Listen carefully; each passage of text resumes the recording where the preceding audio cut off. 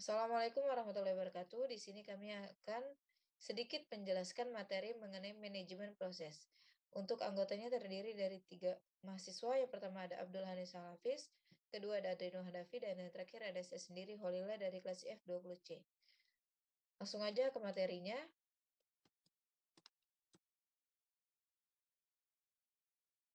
Manajemen proses.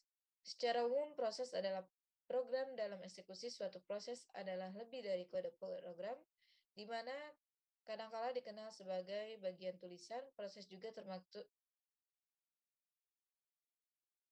termasuk aktivitas yang sedang terjadi sebagaimana digambarkan oleh nilai pada program counter dan isi dari daftar prosesor atau processor register. Suatu proses umumnya juga termasuk proses state yang berisikan data temporer seperti parameter metode, address yang kembali, dan variabel lokal. Dan sebuah data section yang berisikan variabel global. Suatu program adalah satu entitas pasif seperti isi dari sebuah berkas yang disimpan dalam disket. Sebagaimana sebuah proses dalam suatu entitas aktif dengan sebuah program counter yang khususnya pada instruksi selanjutnya untuk dijalankan dan seperangkat sumber daya atau research yang berkenaan dengannya. Aktivitas-aktivitas yang berkaitan dengan manajemen proses terdiri dari beberapa poin. Yang pertama ada membuat dan menghapus proses pengguna dan sistem proses. Yang kedua ada menunda dan melanjutkan proses. Yang ketiga ada menyediakan mekanisme untuk sinkronisasi. Yang keempat ada menyediakan mekanisme untuk komunikasi. Dan yang terakhir ada menyediakan mekanisme untuk penanganan deadlock. Hal yang berhubungan dengan manajemen konsep, yaitu terdiri dari 3 poin. Yang pertama ada komunikasi antar proses, yaitu inter-process communication atau IPC. Beberapa proses biasanya berkomunikasi dengan proses lain. Contohnya pada sel pipeline, output dari proses pertama harus diberikan kepada proses kedua dan seterusnya. Pada beberapa sistem operasi, proses-proses yang bekerja sama sering sharing, yaitu berbagi media penyimpanan di mana suatu proses dapat membaca dan menulis pada shared storage, yaitu main memory atau files. Mekanisme proses untuk komunikasi dan sinkronisasi aksi. Sistem pesan lalu komunikasi proses satu dengan yang lainnya dapat dilakukan tanpa perlu pembagian data. IPC menyediakan 2 operasi, yaitu search atau message, pesan berurutan pasti atau variabel. Yang kedua ada research. Yang ketiga ada implementasi jalur komunikasi. Poin yang ketiga itu ada pembuatan dan penghancuran proses. Pembuatan proses yaitu penciptaan proses terjadi karena terdapat batch baru sistem operasi dengan kendali batch job. Setelah menciptakan proses baru, kemudian melanjutkan membaca job selanjutnya. Penciptaan proses melibatkan banyak aktivitas, yaitu pertama ada menamai, memberi identitas proses. Kedua ada menyisipkan proses pada scenario proses atau tabel proses. Ketiga ada menentukan prioritas awal proses. Yang keempat ada menciptakan PCB. Dan yang terakhir ada mengalokasikan sumber daya awal bagi proses. Penghancuran proses, yaitu penghancuran proses terjadi karena selesainya proses secara normal. Proses mengeksekusi panggilan layanan sistem operasi untuk menandakan bahwa proses telah berjalan secara lengkap. Batas waktu telah terlewati, proses telah berjalan melebihi batas waktu total yang dispesifikasikan. Memori tidak tersedia, proses memerlukan memori lebih banyak daripada yang dapat disediakan oleh sistem. Pelanggaran terhadap batas memori dan masih banyak proses. Penghancuran lebih rumit bila proses telah menciptakan proses lain. Terdapat 2 pendekatan, yaitu pada beberapa sistem, proses-proses turunan dihancurkan saat proses induk dihancurkan secara otomatis. Beberapa sistem lain menganggap bahwa proses anak independen terhadap proses induk proses anak tidak secara otomatis dihancurkan saat proses induk dihancurkan. Keadaan proses. Keadaan proses terdiri dari yang pertama running, yaitu suatu kondisi pemroses sedang mengeksekusi instruksi benar-benar menggunakan CPU pada saat itu, sedang mengeksekusi instruksi proses itu. Yang kedua, ready, yaitu suatu kondisi proses siap dieksekusi, akan tetapi pemroses belum siap atau sibuk. Dan yang terakhir, blocked, yaitu suatu proses menunggu kejadian untuk melengkapi tugasnya. Bentuk kegiatan menunggu proses, yaitu selesainya kerja dari perangkat I/O, tersedianya memori yang cukup. Selanjutnya, penjadwalan proses. Kriteria untuk mengukur dan optimasi kinerja penjadwalan.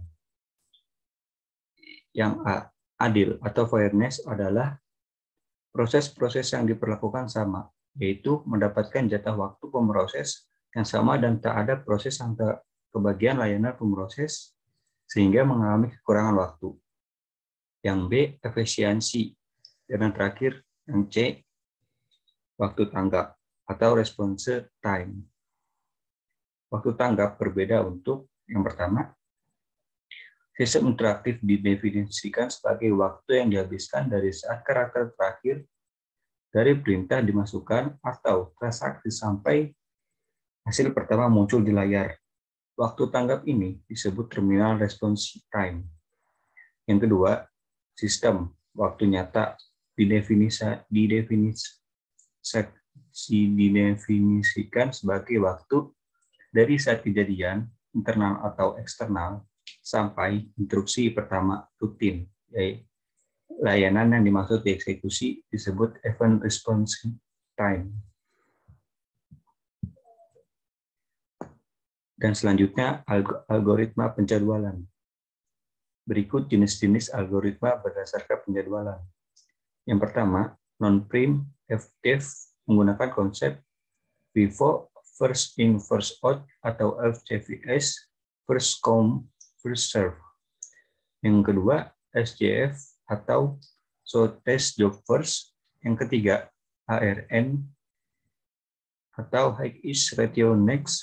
Dan yang terakhir, MVK atau multiple feedback key.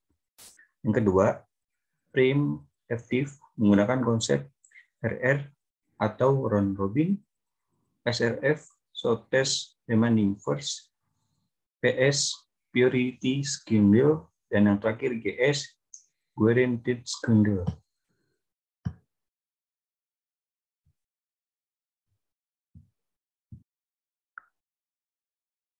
Poin selanjutnya dari algoritma preemptive yaitu pemberian prioritas diberikan secara pertama statis atau static priority, lalu yang kedua ada dinamis atau dynamic priority.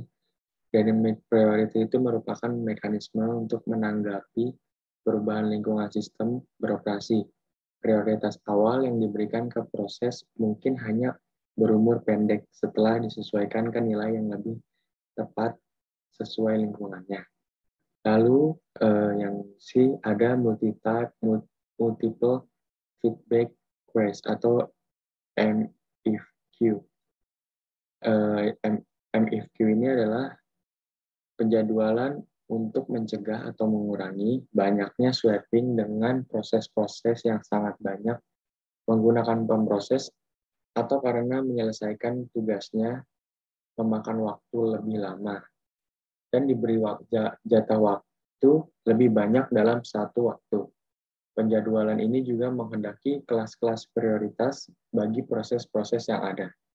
Kelas tertinggi berjalan selama 1 kuanta, kelas berikutnya berjalan selama 2 kuanta, kelas berikutnya lagi berjalan selama 4 kuanta, dan seterusnya. Yang dia ada shortest remaining first atau SRF. Merupakan penjadwalan berprioritas dinamis, lalu ada preemptive untuk time sharing, melengkapi SJF. Nah, di sini SRF ini mempunyai kelemahan yaitu overhead lebih besar dibanding SJF atau SJF. SRF perlu penyimpanan waktu layanan yang telah dihabiskan job dan kadang-kadang harus menangani peralihan. Lalu tibanya proses kecil akan segera dijalankan. Job-job lebih lama berarti dengan lama dan variasi waktu tunggu lebih lama dibanding dengan SJF. Lalu yang E ada guaranteed stakeholding atau GAS.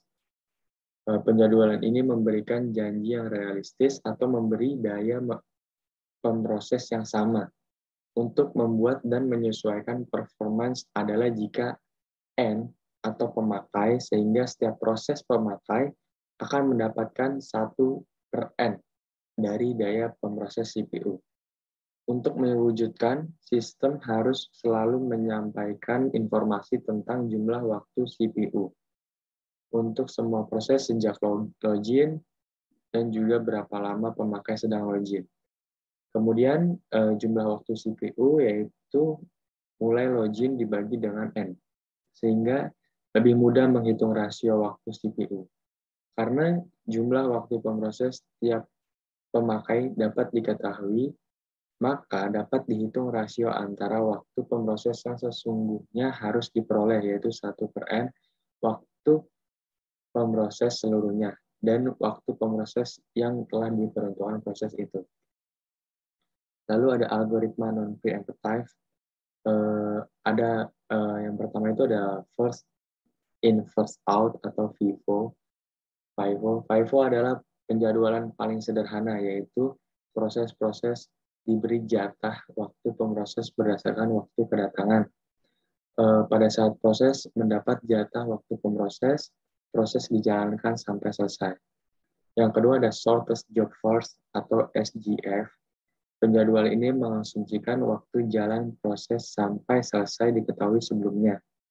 Sebelumnya, mekanismenya ini adalah menjadwalkan proses dengan waktu jalan terpendek lebih dulu sampai selesai, sehingga memberikan efisiensi yang tinggi dan turnaround time rendah, dan penjadwalannya tak berprioritas.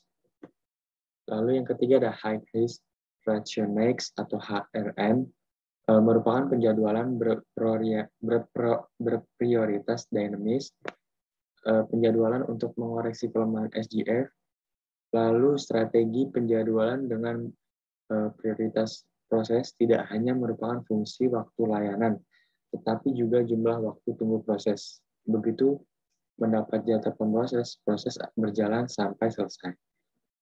Lalu yang terakhir ada share disk. Mungkin hanya itu yang bisa dapat disampaikan, kurang lebihnya mohon maaf. Wassalamualaikum warahmatullahi wabarakatuh.